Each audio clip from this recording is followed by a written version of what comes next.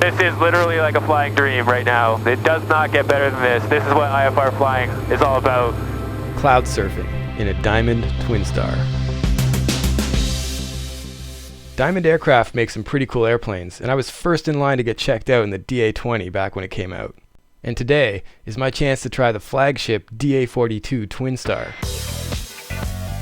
This thing looks like a cross between a fighter jet and a spaceship. Can't wait to try it. My friend Ali was in town from Chicago, and he invited me out for a local flight on a perfect IFR weather day. It wasn't socked in exactly, but it definitely wasn't nice VFR weather. The plan was to fly from Toronto to London, stop for lunch there, then return to Toronto. The Diamond Aircraft Factory is located in London, and there's also a nice restaurant with a full-size katana suspended inside. So it seems like a cool thing to do when we're flying a Diamond. So I thought this video was going to be about standard IFR procedures in the DA42 on a routine IFR flight, but of course, my mistake being assuming it would be routine, things actually changed significantly because weather did what weather does and changed. So in the description I've included some additional details about the actual METARs and TAFs that sort of talks about our decision-making process as we went. So this is actually a pretty cool ride-along to see what can happen and how things change, even with IFR flying. You sometimes don't get to do it the way you hoped. Engine's green, airspeed's alive. And of course I've edited this video down for time, but I've kept the important parts in so it still has a really cool ride-along, real-time vibe to it. 822 Sierra Alpha fly heading 210. 210 to Sierra Alpha. Or 632 fly heading 180. 180 quarter 632. This is beautiful, man. This is awesome. This is what I was kind of hoping for, that we'd skim the tops. If you give us a little higher, that'd be great. Or 254 fly heading 180. It's bumpy. I'm just ready to disconnect the autopilot because it might get bumpy. Or 254 descend 2000. Descend 2000, or 254. It's going to get a little bumpy probably, James. Just be ready for that. Don't be buried in the monitor. Yeah. James is shooting DSLR from the back seat. He's a film director friend of mine who's a huge part of Flight Shops, and he actually came up with the name. And here he is shooting the Extra 300 with me, which was epic, so stay tuned for that one. 16 knot headwind, we're still doing 140 ground speed. Not Crazy, bad. yeah. There are no traffic lights. Order 254, contact tower 1182. 182, order 254, good day. This is pretty cool, man. Just skimming in and out of the tops like this. Yeah. Pretty sweet. 822 Sierra Alpha, climb 5000. 5000 to Sierra Alpha. That's awesome. We're going to get to 5. That's great. I got good stuff here, Steve. It's really good. Yeah, it's pretty sweet, eh? When you climb with this autopilot, you want to climb with airspeed, not the rate of climb.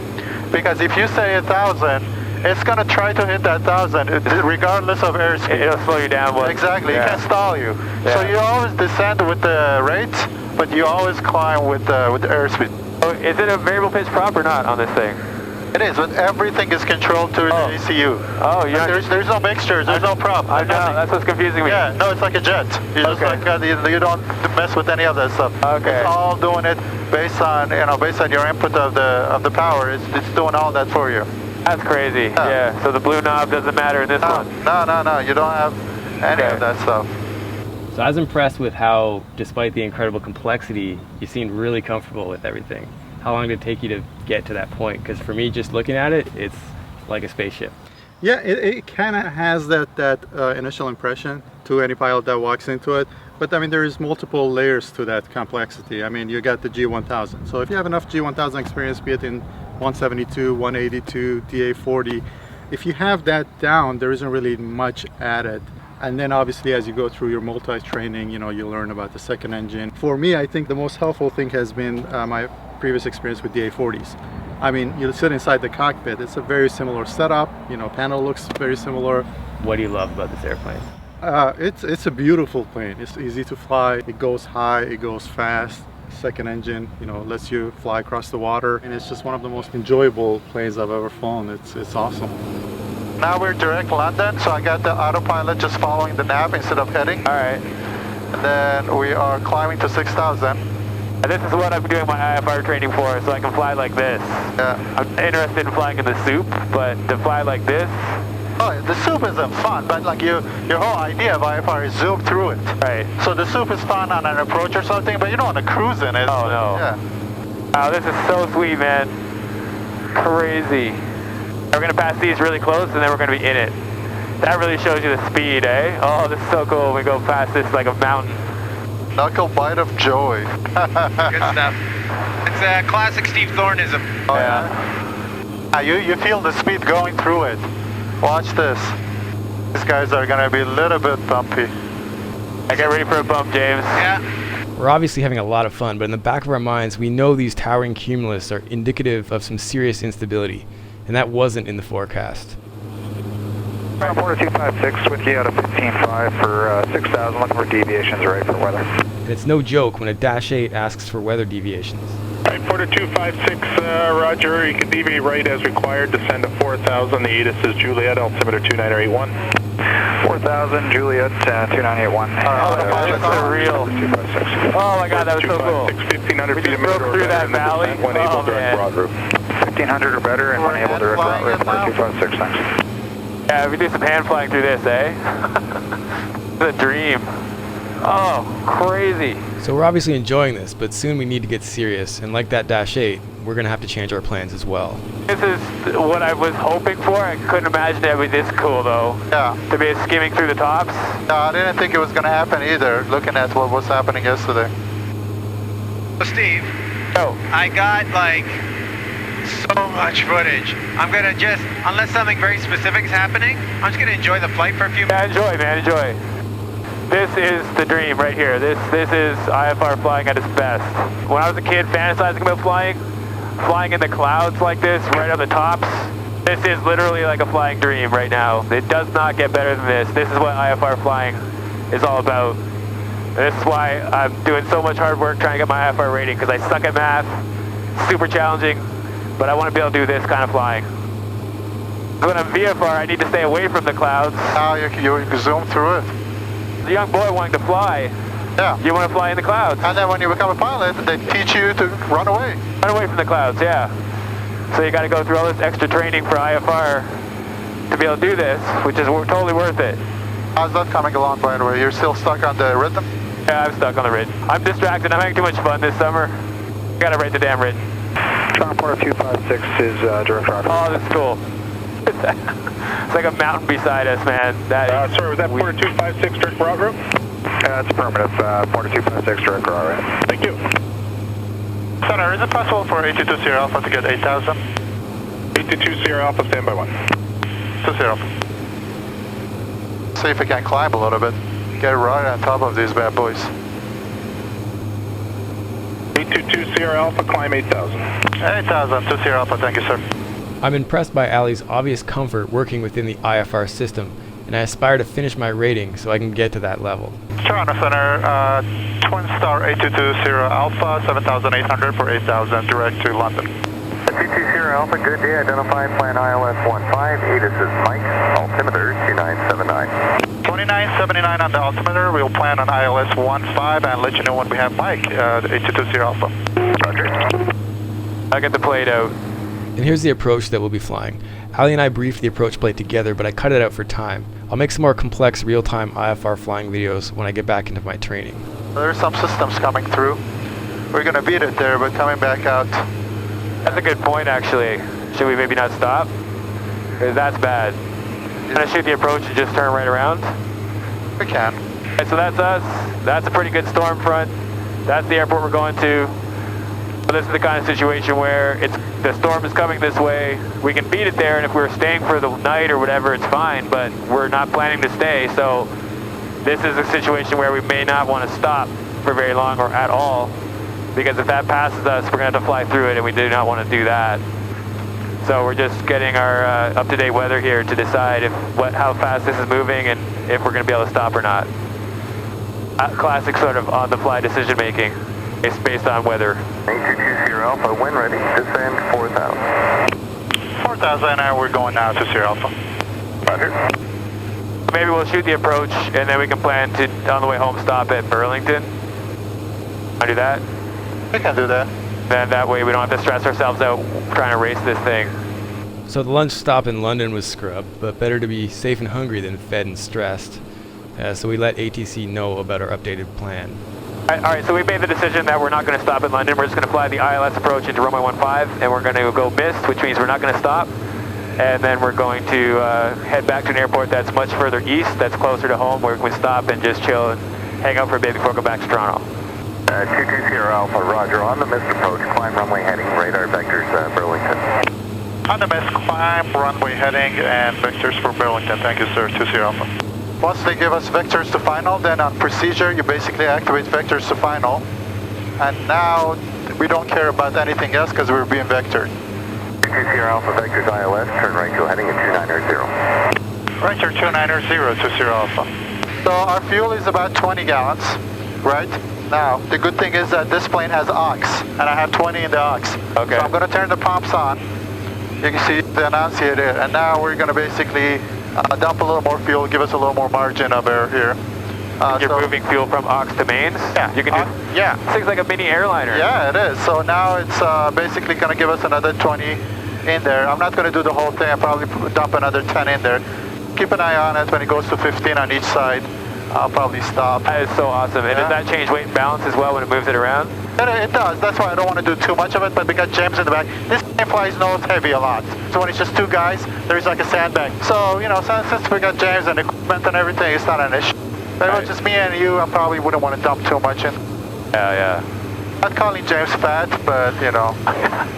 8220 Alpha, turn left heading 260. 260, Alpha. So we're on the edge of that weather system, and we're going to fly beside it. And The weather right now is kind of to our right. we're lower than we were a little while ago. Yeah. Oh yeah, we just got We're descending now. 4,000. 8220 Alpha, descend 3,000 feet, turn left heading 210. Down to 3,000, left turn 210, 8220 Alpha. And then he's probably going to say... You're so and so feet from the intercept. There are two phraseology. If he says, turn this way to intercept the localizer, you are clear to intercept, but you're not clear for the approach. Right. So you have the horizontal, guidance, but you're not descending. If he says clear for ILS 15, then you're good to go. You're doing your own thing. Here comes our glide slope. How do we know, where do we see glide slope? Oh, the green thing? Yep, glide slope is alive, needle is alive. So this is our final approach course. Yep. He's going to give us the clearance at any point, and if once he does, you hit approach and you're good to go. Right. 8220 Alpha, further left heading 170 for the intercept, cleared straight in, ILS 15. 170 to intercept and clear for ILS 15, 8220 Alpha.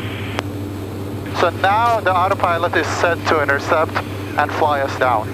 Once it catches the glide slope, you'll see it'll turn us. It turned green because we're on that's the ILS, or what? Right. Okay, so green, those are the two things you're looking at? If you were doing a GPS approach, it'll be magenta.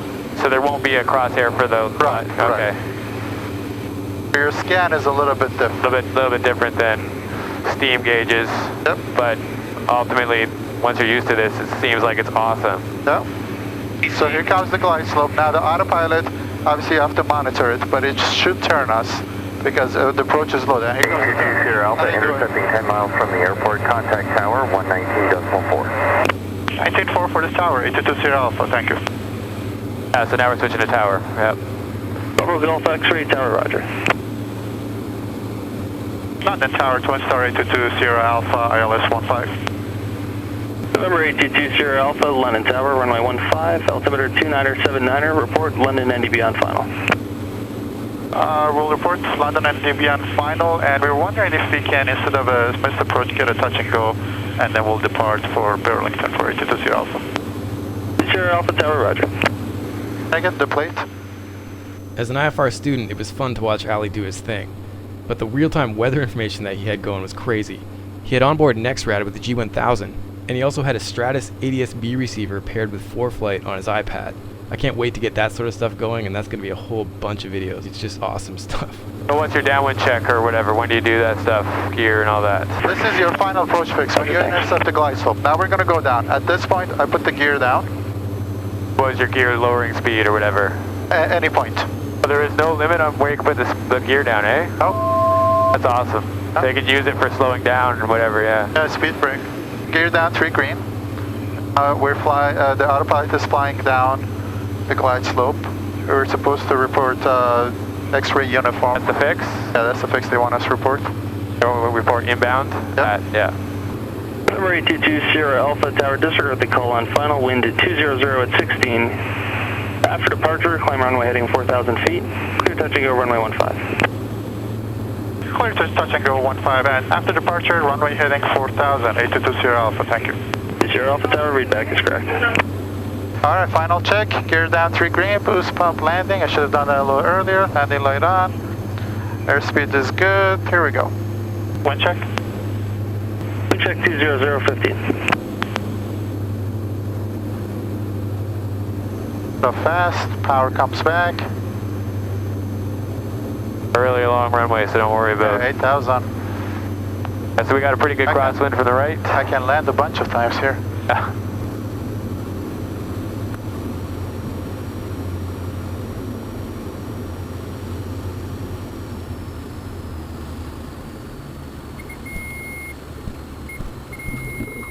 Nice, one wheel landing. Alright, flaps up, Flaps up. rolling.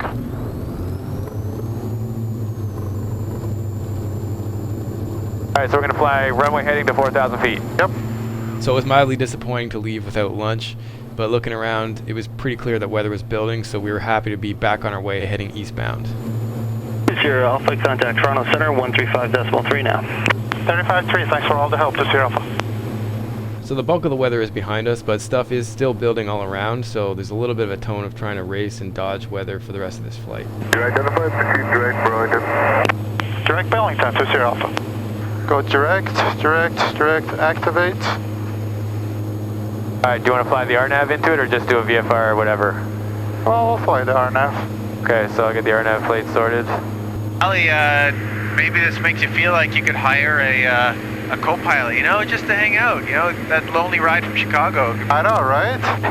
A single pilot IFR is no joke. You know, it really is a lot of work, eh? It is. I mean, this plane, obviously, once you know the airplane does a lot for you, it's still pretty intimidating to all the systems that you need to know. That is true. Toronto Center, TwinStar 822 Sierra Alpha, checking in at 5,000. 822 Sierra Alpha, good afternoon, Hamilton, altimeter 2980. 2980 on the altimeter to Sierra Alpha, thank you. And that current altimeter setting reminded us to check the Hamilton ATC for the updated weather. SPECI Sierra 1, thunderstorm, within 10 nautical miles of a line from Wyerton to Sarnia, tops flight level 330, move northeast, intensifying. That SIGMET confirmed we'd made the correct call, and it felt good to know we were flying away from the storms. That's like cinematic, eh? Running away from this massive line of... You see it, James? Yeah.